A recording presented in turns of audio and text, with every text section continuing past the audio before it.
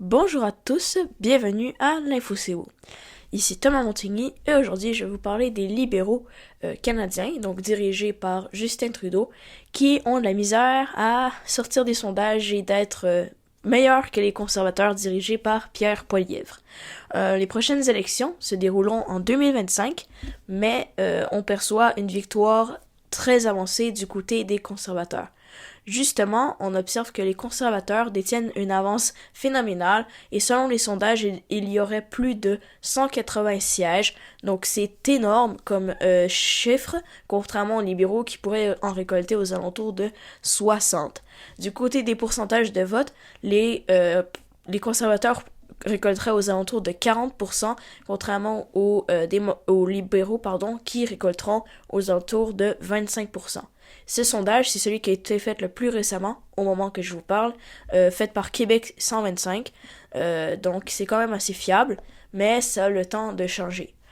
Aujourd'hui, je me base un peu sur une chronique que j'ai lue sur l'actualité, et ça a été écrit par Chantal Hébert, et ça parle des libéraux comment ils pourraient faire en sorte de se relever de cette misère-là. Premièrement, est-ce que c'est d'envisager un nouveau chef? Parce que on voit que Justin Trudeau, c'est pas quelqu'un de très apprécié, même du côté des libéraux. Ils perdent constamment des châteaux forts lors de partiels électoraux au profit du Parti conservateur du Canada. Et la majorité des libéraux eux-mêmes pensent qu'il faudrait changer leur chef. Et la population encore plus. Donc, est-ce que ça pourrait les aider parce que les trébuches du côté de Trudeau continuent de s'enfiler. Par exemple, Arif Khan qui dépasse les limites budgétaires mises en place, le voyage luxueux fait par Justin Trudeau en Jamaïque, ou même plus encore, par exemple, il avait fait un discours en Pologne et s'était trompé en disant qu'il fallait que ce soit la Russie qui gagne la guerre contre l'Ukraine, mais ensuite il s'est repris, mais c'est plein de trébuches qui font en sorte que la population est un peu tannée de Justin Trudeau, qui se disent que c'est pas quelqu'un d'assez compétent, d'assez bon aussi pour les relations internationales. Par exemple, c'est pas le type de premier ministre comme Lucien Bouchard ou Brian Mulroney qui est décédé hier justement. Donc c'est pas quelqu'un qui va avoir un gros leadership qui va amener le Canada sur la scène internationale, le faire rayonner. Donc ça, c'est quelque chose qu'on est sûr du côté de Trudeau qui n'est pas le cas. Malheureusement, évidemment, Chantal Hébert, qui est spécialiste en politique, elle observe des voies d'issue pour le Parti libéral de se relever.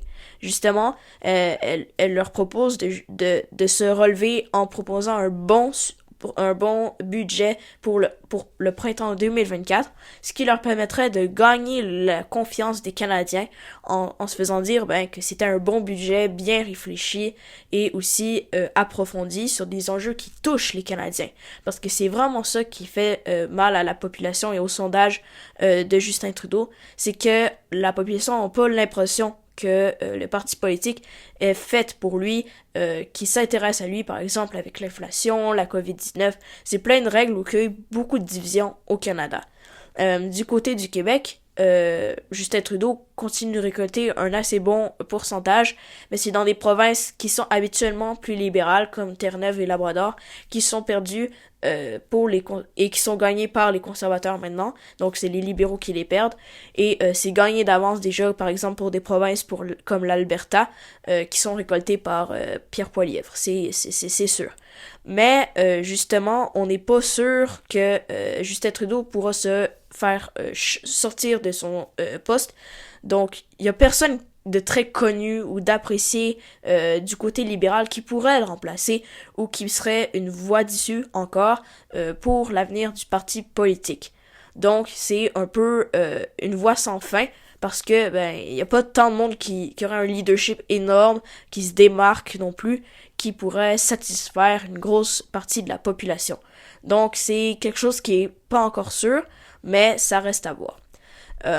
Une autre chose à voir, c'est faudrait que Justin Trudeau s'impose sur d'autres enjeux comme la guerre en Ukraine, la guerre entre la Hamas et Israël. Donc, faudrait donner plus d'aide, plus s'imposer, par exemple, sur un cessez-le-feu à Gaza, malgré qu'il y a une grande diaspora juive, une grande diaspora palestinienne au Canada. Donc, il faut prendre une bonne décision, mais selon moi, ce serait intéressant de s'imposer, comme le fait Macron récemment en affirmant que l'envoi de troupes en Ukraine n'est pas doit être considéré, justement. Mais pas nécessairement affirmer ça, mais au moins de proposer des solutions, de donner plus d'aide, parce que le Canada, c'est un des plus gros pays au monde qui aide le moins l'Ukraine en pourcentage de son PIB. Les États-Unis, c'est le pays qui les aide le plus, mais des pays comme l'Estonie, la Lituanie, la Lettonie, la Moldavie, c'est plein de pays proches de la Russie qui vont les aider. Donc, tout ça reste à voir du côté de Justin Trudeau sur comment il va agir. Faut pas qu'il trébuche, parce que sinon, ce serait juste plus difficile pour lui de se le relever puis de poursuivre jusqu'en 2025. Chantal Hébert aussi prévoit qu'il n'y aura pas de d'élection avant 2025, même si le parti est minoritaire à la Chambre. Mais tout ça reste à voir. C'est pas écrit dans le ciel tout de suite, mais on peut prévoir une victoire des conservateurs assez aisée et avancée sur les démocrates. Sur les libéraux, désolé. Donc, merci d'avoir écouté. Ici Thomas Montigny à l'Info C'est Beau.